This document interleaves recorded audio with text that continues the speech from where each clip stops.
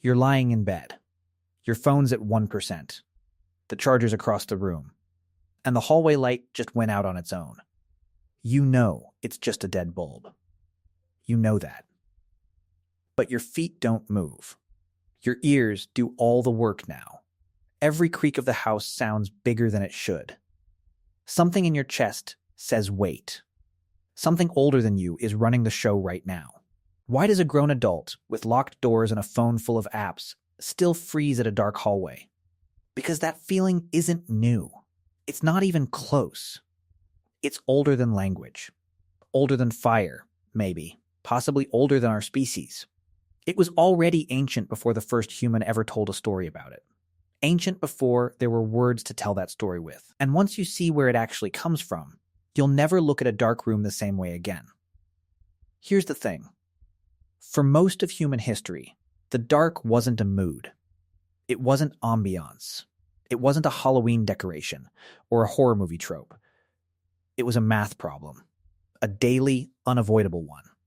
And if you got the math wrong, you didn't wake up. Here's why this actually matters. Beyond just being a fun fact for your next group chat. That flinch you feel at a dark hallway is a direct line. An unbroken cable running from you back through every single ancestor who ever survived a night outdoors. Trace it far enough, and it stops being a personal quirk. It becomes evidence. Physical, testable evidence written into your own nervous system of exactly how your species clawed its way through a few million years of being somebody else's dinner option. By the end of this, you're going to understand something most people never think to ask about themselves. Not just why you're afraid of the dark, but what that fear built. Because it built more than caution. It built ritual, art, religion, and a fair chunk of the stories your culture still tells you at bedtime. Let's talk about why that math was so brutal for so long. Look at the body you're sitting in right now. Your eyes are built for daylight. Color vision, sharp detail, depth perception, all of it tuned for sunlight on a landscape. Take the light away, and the whole system starts to fail. You lose color first. Then edges blur. Then distance gets fuzzy, and you can't tell if that shape 30 feet away is a bush or something breathing. Then you're basically guessing, filling in the blanks with whatever your brain thinks is most likely to kill you. Now compare that to a lion, or a hyena, or pretty much anything that wanted your ancestors for dinner. Their eyes are built the opposite way. A reflective layer behind the retina bounces light back through a second time, which is why a cat's eyes seem to glow in a flashlight beam, or in the headlights of your car on a country road at night. That glow isn't a party trick. It's a night vision upgrade your species never got. Built for low light. Built for exactly the hours when yours checks out completely. You weren't just slower than them at night. You were functionally half blind next to a fully sighted hunter, standing in the one arena where the fight was never fair to begin with. That's not a small design flaw. That's a multi-million-year vulnerability baked into your skull. Anthropologists Donna Hart and Robert Sussman spent years studying it. In their 2005 book Man the Hunted, they made an argument that still ruffles feathers in the field. We like to picture our ancestors as hunters, spear in hand, king of the food chain, striding across the savannah, calling the shots. Hart and Sussman say that picture is mostly backward. For most of our evolutionary history, we weren't the predator in that scene. We were prey. Regularly, repeatedly, hunted by big cats, hyenas, and other predators, with every physical advantage once the sun went down. And overwhelmingly, that hunting happened at night, exactly when human eyesight was at its worst, and human reflexes were slowest. Not the occasional bad luck ambush, either. A pattern. A near nightly feature of ancestral life, stretching across an almost unthinkable amount of time. Hart and Sussman point to fossil evidence too, bite marks on ancient hominin bones, punctures that line up with the teeth of specific predator species, wounds in patterns that only make sense if something was actively hunting our ancestors, not just scavenging what it found. Sit with what that actually means. Every single night, for hundreds of thousands of years, your ancestors sat in the open dark with worse eyes than the things circling them. No flashlight. No locked door. No dog barking at nothing from the safety of a living room. Just maybe a small fire, if they were lucky, and a group of other people close enough to touch. And a whole lot of listening. Every rustle in the grass was a decision. Silence was a decision too, because silence sometimes meant something was being careful, moving low, waiting for exactly the wrong moment. So a brain that panics a little at a dark hallway isn't broken. It's not some embarrassing bug you should have outgrown by age 10. It's a survivor's brain. It's descended, in an unbroken line, from every ancestor who heard a twig snap and didn't shrug it off. Here's the part that should really land. The confident ones, the it's probably nothing ones, a lot of them didn't get to have descendants. You're not scared of the dark by accident. Thousands of generations of your relatives weren't casual about it. That caution is the only reason there's a you here to read this sentence. Now here's the complication, and it's a real one. If you'd asked most people a decade ago why humans fear the dark, you'd have gotten one simple answer. Fear of the dark equals fear of predators. Full stop. Case closed. Simple survival reflex, nothing else to see, move along. It's the kind of answer that sounds complete right up until you actually poke at it. Except that story has a hole in it. A genuinely big one. If fear of the dark were purely a predator might eat me right now, it should fade the second predators stop being a daily threat. For most of you watching this, they have. Modern life removed almost all of it. You're not statistically likely to be eaten tonight. You've got walls, a lock, maybe an alarm system, maybe a dog whose entire professional job is barking at nothing at 2 a.m. And yet the fear didn't fade with the danger. It barely budged.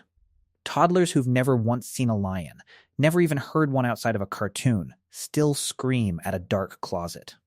Developmental psychologists have documented this pattern for decades, and it shows up early. In one study of Dutch children, more than 70% of kids between the ages of 4 and 12 reported fears specifically tied to nighttime. Not a small, unlucky minority. The overwhelming majority. And this isn't confined to one country or one culture. Fear of darkness reliably emerges as one of the most common childhood fears studied worldwide, right alongside fear of animals and fear of being separated from a parent. Adults don't get a clean exemption either. Undergraduate studies asking people to simply rate photographs, the exact same locations shot once in daylight and once at night, consistently find people rate the nighttime versions as significantly more uncomfortable. Same street, same building, same everything, except the lighting. The only variable that changed was darkness, and it was enough to shift how safe an identical scene felt.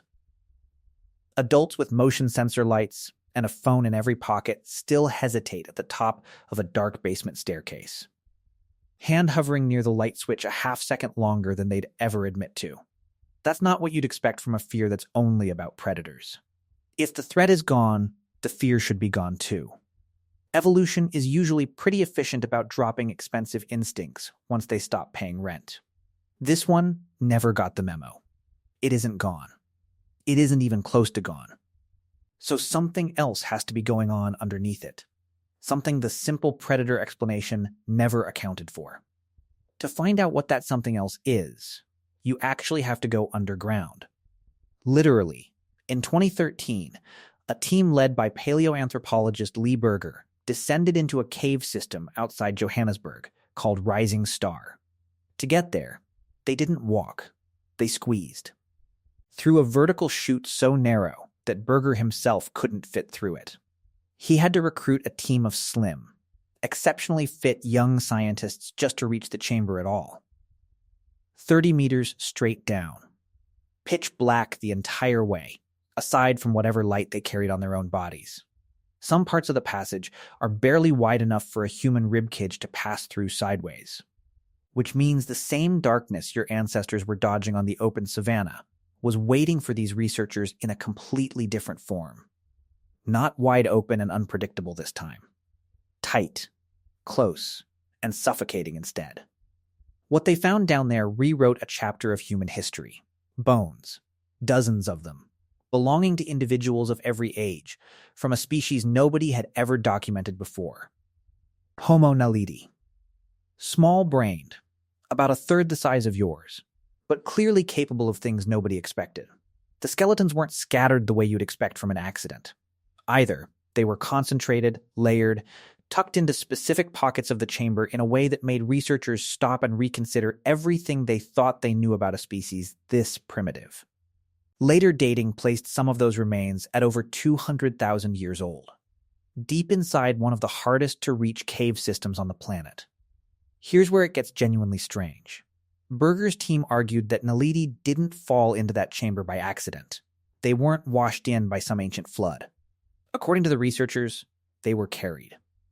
Deliberately, down a narrow, twisting shaft, through total darkness, by other members of their own species. And based on soot and hearths found deeper in the system, they may have needed fire just to see well enough to make that journey at all. To be fair to the science here, because accuracy matters more than a clean story, this claim is genuinely, actively contested. Other archaeologists have pushed back hard. In peer-reviewed critiques, they've argued the evidence for intentional burial isn't fully conclusive yet, and that natural geological processes might explain some of what's sitting in that cave. That debate is still playing out in journals right now, with real disagreement between serious researchers. It's not settled science. It would be dishonest to pretend otherwise. But even the skeptics in that argument agree on one wild, undisputed fact. Something, or someone, was moving through absolute darkness. Deep underground, on purpose, hundreds of thousands of years ago. A creature with a brain a third the size of yours navigated total blackness. By choice. 30 meters below the surface. For reasons that had nothing to do with hunting, and nothing to do with hiding from a predator. That single fact breaks the simple story wide open. Predators might eat me doesn't explain crawling toward the dark. It only explains crawling away from it. Whatever was happening in that cave was something closer to ritual, or memory, or grief. The fear of the dark, and the meaning humans eventually built around the dark, might actually be two completely different things wearing the same shadow. Let's talk about why that distinction matters. Because it's the hinge this whole story turns on. A prey response is reactive. It flares up, does its job, and fades once the threat passes. What was happening at Rising Star doesn't look reactive at all. It looks intentional, planned, repeated. That's not a nervous system flinching. That's closer to a nervous system being overridden. On purpose. For something the group decided mattered more than the fear itself. So let's rewind for a second, because that raises an obvious follow-up question. If early humans, or their close relatives, were already willing to go into the dark on purpose that long ago, for reasons we still don't fully understand, then when did our lineage first get any tool at all for pushing the darkness back? You're about to find out that answer is older than almost anyone guesses. And it starts, weirdly enough, with something you probably used within the last day without thinking twice about it. Fire. For most of human evolution, fire was the only edit our ancestors could make to nighttime. It didn't remove the dark. It couldn't. It just pushed the dark back a few feet, carving out a small, flickering circle of visibility in an otherwise total blackout. Everything past that circle stayed exactly as dangerous, and exactly as unknown as it had always been. But inside that circle, for the first time in the history of the species, you could see a face. You could see a hand. You could see the difference between a friend and a shadow. Figuring out exactly when our ancestors first got access to that tool has turned into one of the trickiest questions in all of archaeology. Fire leaves faint traces. And faint traces are easy to confuse with a wildfire that just happened to pass through on its own, with nobody controlling it at all. But researchers have kept pushing the timeline back, cave by cave, layer by layer. At Wonderwerk Cave, also in South Africa, a team led by archaeologist Michael Chazan and Liora Kolska Horwitz found microscopic traces of ash and burned bone deep inside the cave. Layers dated to roughly 1 million years ago. Deep inside, not near the mouth, which matters because wind and lightning almost certainly weren't the source. Somebody, or something, brought that fire in. And in newer research from that same site, published this year, the team pushed the evidence even further back. They identified burned bone in deeper layers that may date up to 79 million years old. Two separate dating techniques, run independently, landed on the same answer. Sit with that number for a second, because it's almost too big to picture. Nearly 2 million years ago, something in the Homo lineage, likely Homo erectus, long before modern humans existed, was carrying fire into the black interior of a cave. Not cooking near the entrance, where daylight still reached. Not warming up just outside, close to the exit. Carrying an active flame into total darkness, on purpose, deep underground. In a species that hadn't even evolved the brain size we associate with modern behavior. That's the oldest edit our lineage ever made to the night. And once a species has fire, it doesn't just get warmth. It gets light control. For the first time in the history of life on Earth, a creature had a portable tool built specifically to push back the one thing its ancestors had spent millions of years fearing. That's not a small moment. It might be one of the most consequential inventions our lineage ever stumbled into. And it happened so early that the species using it wasn't even fully human yet. There's a modern study that hints at just how much that single invention reshaped daily life, and it's worth pausing on. University of Utah anthropologist Polly Weissner spent decades studying the Juhoansi Bushmen of the Kalahari, one of the last hunter-gatherer groups on Earth. In a study published in the Proceedings of the National Academy of Sciences, she compared daytime conversations to nighttime, firelit ones, and found something striking. Daytime talk skewed practical. Complaints, logistics, who owes who meat. But firelight conversation transformed almost completely. Stories, myths, shared emotion. Weissner put it simply, nighttime around a fire is universally a time for bonding, for entertaining, for exactly the kind of shared imagination that builds culture. In other words, fire didn't just buy our ancestors a few extra hours of visibility. It may have created an entirely new social space that didn't exist before. A space carved directly out of the hours that used to be nothing but danger and silence. But here's the question you should be asking right about now. If fire gave us control over darkness that early, why does the fear still exist at all? Why didn't a million years of firelight erase an instinct that old? Stick with this, because the answer is stranger than it just didn't wear off. The fear didn't disappear. It evolved right alongside the fire. And the next part of this story is where that fear and that flame start doing something nobody would have predicted. Fire didn't just make the dark less dangerous. It made the dark usable. And that single shift changes everything about the rest of this story. Now here's the thing nobody expects when they first learn about it. It wasn't only our direct ancestors doing this. Neanderthals were doing it too. And doing it in a way that's honestly hard to explain with survival alone. Neanderthals get a bad reputation in pop culture. Slow, brutish, not much going on upstairs. The evidence buried underground in France tells a very different story. One where a supposedly simple species was doing something genuinely sophisticated with fire, stone, and darkness.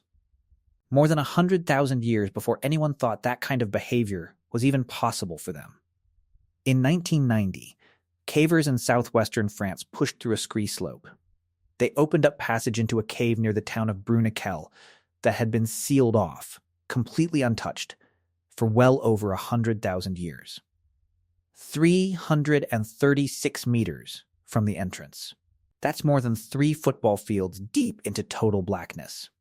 And there, they found something nobody was expecting. Rings, deliberately built rings, made from more than 400 broken stalagmites, arranged into two circular structures. The larger one, over 6 meters across. A team led by archaeologist Jacques Jaubert dated those structures using uranium-thorium techniques, the same precise dating used on some of the oldest cave formations on Earth. The result, roughly 176,000 years old. That's not just old. That's more than 100,000 years before modern humans ever set foot in Europe. The only species that could have built those rings, at that place, at that time, was Neanderthal. Here's where it gets stranger. On top of some of those stalagmite rings, researchers found evidence of fire, reddened, blackened stone, charred bone fragments. Neanderthals didn't just wander into that chamber once, briefly, by accident. They built something there, on purpose. They broke and moved specific stalagmites to do it, and they lit fires directly on top of their own construction. More than 300 meters underground, in absolute darkness, in a spot with no food, no water, and no obvious shelter advantage over 100 other places they could have used instead. Why would you do that? Nobody actually knows. The original researchers were honest about it in their published paper. The function of these structures, in their own words, remains conjectural. That's the correct, honest answer, and it's worth sitting with instead of rushing past it. Nobody's faking certainty here. But think about what building this actually required, step by step. Someone had to break stalagmites that had taken tens of thousands of years to form. Someone had to carry the broken pieces across an uneven cave floor, in the dark, by touch and firelight alone. Some of them heavy. Someone had to arrange them into a shape precise enough that scientists 176,000 years later could still recognize it as deliberate geometry rather than random rubble. And they had to do all of that while their entire species was still running on a nervous system built to treat this exact environment as a death trap. Whatever the reason was, it required walking into the deepest, darkest part of that cave system again and again, carrying fuel and fire the entire way, for a purpose that had nothing to do with escaping a predator and nothing to do with finding food. Put that next to Rising Star. Put that next to Wonderwerk. A pattern starts to take shape. Over and over, across different species, different continents, hundreds of thousands of years apart, early humans and their relatives kept choosing to go toward the dark instead of only away from it. The fear never disappeared. You can tell, because they still needed fire to do it, which means the dark still felt exactly as threatening as it always had. But something started to outweigh that fear. Something powerful enough to make a creature crawl 3 football fields into blackness, on purpose, over and over again, for reasons we still can't fully name. Let's talk about what that something might have actually looked like, in practice, because this is where the story turns from survival into meaning. A fire circle, 300 meters underground, does something a fire circle on open ground never could. It removes every other sense of scale. No horizon, no stars, no sense of how far the walls actually go. Just flame, stone, and whoever else is sitting in that circle with you. Some researchers studying deep cave use have proposed that this total sensory removal wasn't a problem the builders were tolerating. It may have been the entire point. Strip away everything except firelight and the people beside you, and you've built something close to the first theater. Or the first church. Nobody knows which came first, because at that depth in human history, they might not have been different things at all. Here's a completely different kind of evidence, and it doesn't come from a cave at all. It comes from historian Roger Eckerk, and it's about how humans actually slept before electric light existed. Digging through diaries, court records, and medical texts from pre-industrial Europe, Eckerk found something strange, hiding in plain sight. Hundreds of casual, matter-of-fact references to first sleep and second sleep. Not insomnia, not a disorder, a normal, expected nightly rhythm.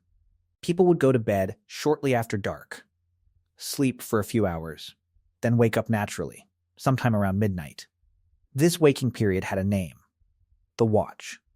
People used it to pray, talk quietly, tend to the fire, or just lie there, alert, before drifting into a second block of sleep until morning. Chaucer references it. So does Virgil, centuries earlier, describing the hour which terminates the first sleep. That's how old and how ordinary this pattern seems to have been. Some sleep researchers have proposed this segmented rhythm may be an old adaptive habit. Splitting the night into 2 watches, with an alert gap in between, means nobody in the group is ever in the deepest, most vulnerable stage of sleep at exactly the same moment. There's always someone closer to the surface, always someone who could hear something first. It's a reasonable theory, and it fits everything else in this story, though it's worth being straightforward that not every historian agrees on how universal the pattern really was, or exactly why it faded once artificial light arrived. Even where the details are debated, the shape underneath it lines up with everything else you've just heard. Humans didn't just fear the dark. They built systems, consciously or not, to survive being unconscious inside it. Let's jump forward now, way forward, to southwestern France again, but a different cave, 17,000 years later, in a system now called Lascaux. In September of 1940, 4 teenagers were walking near the town of Montignac when a dog named Robot bolted after something and vanished into a hole in the ground. The boys threw pebbles down to test the depth and heard them clatter for a long, uncomfortable time before hitting bottom. They went in anyway, sliding down a long shaft, their lantern barely lit, having no idea what they were about to become the first people to see in thousands of years. What they found inside would eventually become one of the greatest art collections ever discovered. Nearly 600 paintings, well over 1,000 engravings, horses, bison, and stags, rendered with a level of skill that still stuns art historians today. Animals captured mid-stride with a confidence that looks less like decoration and more like devotion. Here's the part that should genuinely stop you. Most of that art isn't anywhere near the entrance. The most stunning chambers, including a deep gallery known as the Chamber of Felines, sit far into the cave system, through passages so tight that visitors have to crouch just to move through them at all. No natural light reaches that room. None, not one photon, ever, at any hour of any day, for the entire 17,000 years those paintings have existed.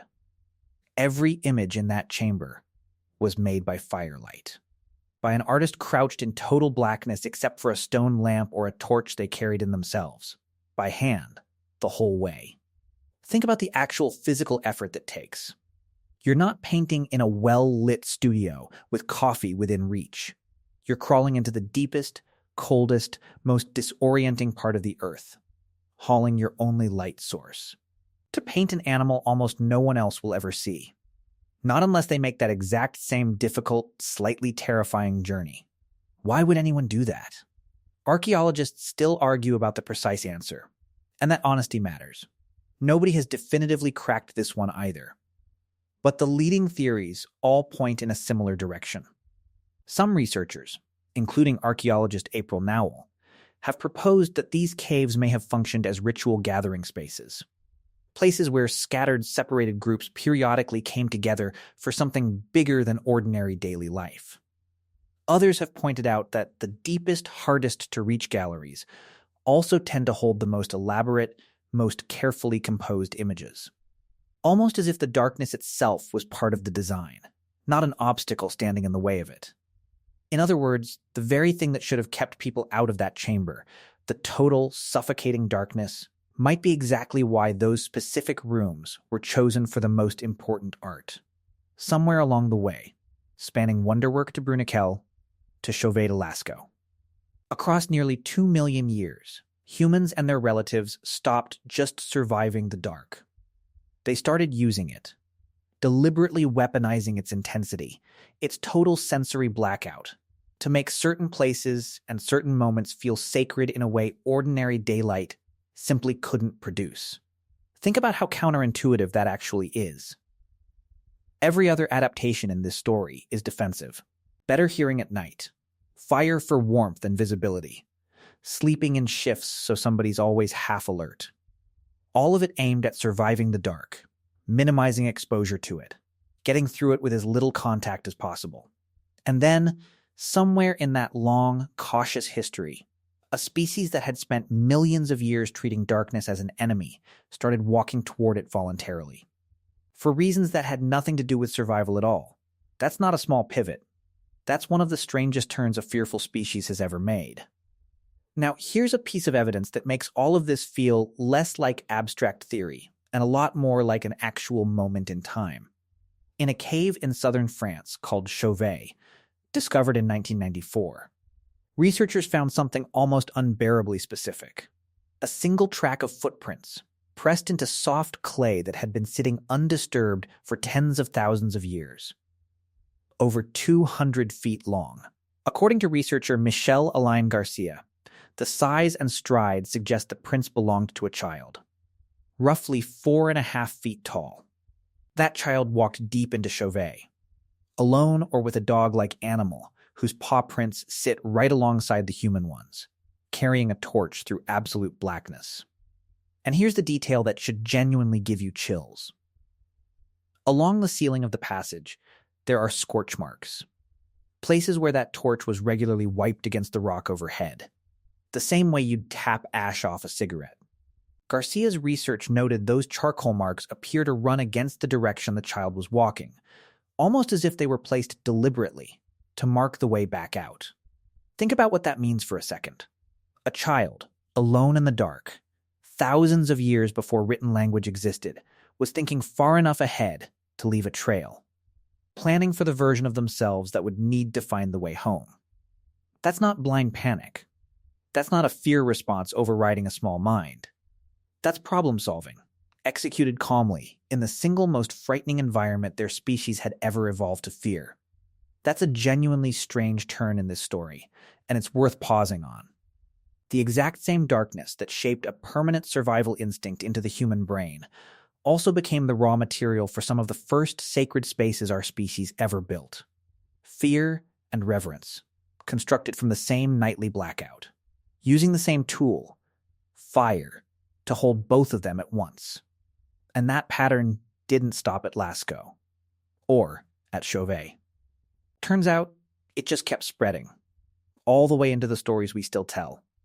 If firelight could turn survival into ritual, it makes sense that darkness itself would eventually get written into the biggest stories a culture could tell. The ones about where you go when you die. The ones meant to explain the entire shape of the universe. Walk into almost any culture's oldest myths, and you'll find the same shape again and again, showing up independently, in places that had no contact with each other. The underworld is dark. The place you go after death is dark. The place monsters live is dark. And it's worth actually walking through a few of these, back to back, because the repetition is the whole point. Ancient Egyptian religious texts describe a perilous nighttime journey the sun god Ra takes through the underworld every single night, fighting off a chaos serpent called Apep, just to rise again at dawn and do it all over the next night. Not once. Every night. Forever. As a kind of cosmic maintenance job. Because without that nightly battle, the sun simply doesn't come back. Egyptian civilization built an entire theology around one idea. Darkness has to be actively defeated, on a schedule, or the world ends. Greek mythology places its underworld beneath the earth, lit by nothing but the occasional torch carried by the dead themselves, ruled by a god whose name Greeks were often reluctant to even say out loud. Norse mythology describes a final battle at the end of the world unfolding partly in darkness. Wolves swallowing the sun and moon. The sky itself going black before anything gets rebuilt. Ancient Mesopotamian texts describe the land of the dead as a place with no light at all. The dead eat dust and wear feathers like birds, wandering forever through total darkness, unable to leave. Look even further out, and the pattern holds. Many indigenous Australian oral traditions describe ancestral beings and dangerous spirits as active specifically during the night, with certain places considered unsafe to travel after dark, for reasons passed down for generations. Traditional Japanese folklore is packed with yakai, spirits and creatures that overwhelmingly appear at night, in the specific hours when human vision is weakest, and the boundary between safe and unsafe feels thinnest. Even the folklore your own grandparents might have grown up with, whatever culture that was, almost certainly had some version of this. A warning about walking home too late. A story about what waits in the dark for children who wander. That's not a coincidence repeating itself across civilizations that never once made contact. Separated by oceans, thousands of years, completely different languages and belief systems. That's a shared nervous system, writing the same emotional story over and over in wildly different vocabularies, because the writers all inherited the same ancient hardware. Every one of those cultures independently looked at the dark and reached for the same metaphor. Absence, danger, death, the great unknown. Because every one of those civilizations was built by descendants of people whose ancestors had spent a few million nights being the prey animal, never fully certain they'd see morning. Mythology, in a very real sense, is just that fear, dressed up and handed down. Here's the payoff. Here's the mechanism that actually ties every piece of this together. From Rising Star to Wonderwerk to Bruniquel to Chauvet to Lascaux to the myths humans still tell today. The fear you feel standing in a dark hallway isn't really about lions anymore. Obviously. Almost nobody watching this has to genuinely worry about a predator lurking in the dark tonight. But the underlying machinery is still fully installed, running quietly in the background of your skull, like an app you forgot you downloaded, that never got the update telling it the environment changed. Researchers who study fear and anxiety describe situations like this as a kind of evolutionary mismatch. A system built for one environment, still running full-time in a completely different one it was never designed for. Your amygdala, the almond-shaped structure deep in your brain that handles threat detection, doesn't know what year it is. It doesn't know you have a deadbolt, a security camera, and a phone that can call for help in 3 seconds. It's running software written for the open savanna, executing on hardware you're currently using to scroll social media at 1% battery. Here's how fast that system actually moves, and it's genuinely faster than you'd think. Visual information about a sudden shape or movement can reach your amygdala before it even finishes being processed by the parts of your brain responsible for conscious recognition. In plain terms, some part of you can flinch at a shadow before the rest of you has technically figured out it's a shadow. That's not a flaw in the design. That's the entire design. A system that waited for full conscious confirmation before reacting would have gotten your ancestors killed. Better to flinch at 9 shadows that turn out to be nothing than to calmly assess the 10th shadow that turns out to be a predator's shoulder. You've almost certainly felt this exact mechanism misfire in a completely mundane setting. Walking to your car in an empty parking garage. Getting up at 3 a.m. for a glass of water and catching your own reflection in a dark window. And for 1 full second, genuinely not recognizing yourself. Your heart doesn't wait for your brain to finish the sentence that's just my reflection. It reacts first, explains itself second. That lag, that split-second gap between the jolt and the explanation, is the fossil record of 2 million years of close calls, replaying itself in your kitchen at 3 a.m. over a glass of water. That's the actual mechanism, not superstition, not some childish leftover you should have quietly outgrown by adulthood. A genuinely ancient alarm system, wired in over millions of years, still doing the one job it was built for. Thousands of generations after the original daily threat mostly disappeared from most of our lives. It didn't get slower because the world got safer. It just kept running the same code because nothing ever told it to stop. And here's the part most people never stop to consider. There was never going to be a moment where evolution issued an update. No memo went out declaring predators handled, threat level downgraded, system standing by for further instructions. Biological change doesn't work on press release timelines. It works over hundreds of thousands of years. Quietly, without asking permission, long after the original problem has technically been solved. Which means you're walking around today with threat detection software several 100,000 years out of date, and there's no patch coming. You're just going to keep flinching at hallway shadows for the rest of your life. And so is everyone you'll ever meet. And that's exactly why the dark still gets used, deliberately, to build tension in horror movies, in campfire stories passed around a literal fire. In that one hallway in your own house, you always seem to walk a little faster through, without quite admitting why. You're not imagining a monster crouched in the shadows. You're running an ancestral risk calculation your conscious, rational brain doesn't even get a vote in. It happens faster than thought. That's the entire point of the system. It was never supposed to wait for permission. Here's a modern wrinkle worth mentioning, because it makes this even weirder. You'd think artificial light would have fully solved this by now. It hasn't. Street lights, phone flashlights, motion sensor porch bulbs, that little blue standby light on the router that somehow makes a room feel less abandoned. None of it fully quiets the instinct. Because the instinct was never really about photons in the first place. It was about uncertainty, about not being able to confirm what's around you. A dim room does that just as well today as an unlit savanna did 200,000 years ago. Your brain doesn't grade on a curve for how much technology you're carrying in your pocket. And think about how much of modern entertainment is basically built to poke this exact nerve on purpose. Horror directors don't light their scariest scenes brightly and hope for the best. They cut the light on purpose, because they know exactly which ancient system they're triggering. A dark hallway in a movie works on you the same way a dark hallway in your own house does.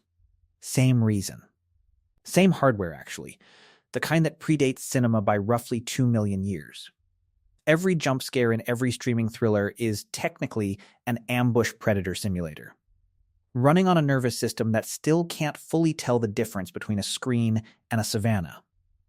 So the next time the power flickers, or the hallway light dies at exactly the wrong second, pay close attention to what your body does before your brain even catches up. That flinch, that held breath, that sudden urgent need to just check, right now, immediately. That's not irrational, and it's definitely not embarrassing.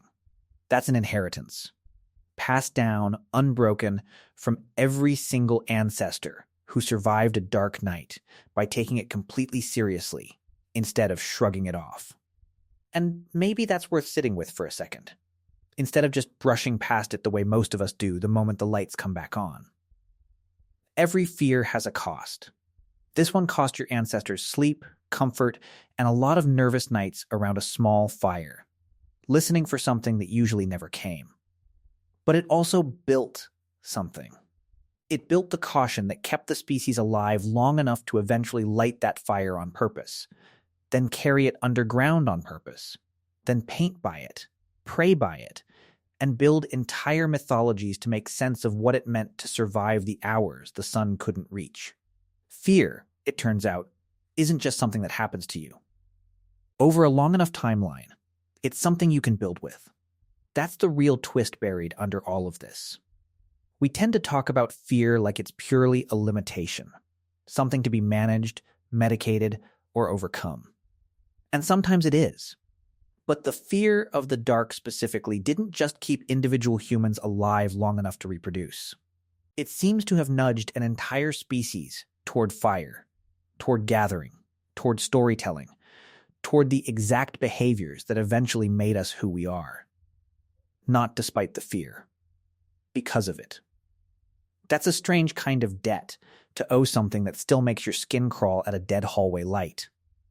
Picture it all at once, for a second, because this is really one long story, not 5 separate ones.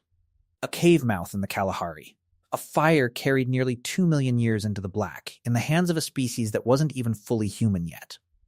A ring of broken stone, deep under southwestern France, lit by Neanderthal hands that left no other trace of who they were. No names, no faces, just scorched rock and a shape that still doesn't have an explanation.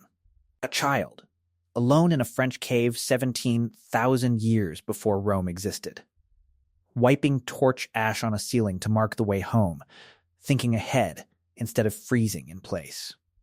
A painter, crouched and cold, dragging a stone lamp toward a chamber no daylight has ever touched, spending days on a single animal nobody else might ever see. A god crossing the underworld every single night, on schedule, because an entire civilization needed to believe the dark could be survived, over and over forever, or the sun simply wouldn't rise. And you, right now, tonight, feet frozen at the edge of a dark hallway, running the exact same program every single one of them ran. You made it because they were afraid. Isn't that a strange kind of gift? If you've got a second, drop this in the comments. What's the one dark place, a basement, a hiking trail, a parking garage at night, that still gets you, no matter how many times you've told yourself it's completely fine? I genuinely want to see how many of us are running the exact same ancient software tonight in completely different corners of the world. Same species, same wiring, thousands of miles apart, all flinching at the same shadows for the same 2 million-year-old reason. Because somewhere, right now, a fire is still the only thing standing between you and the dark.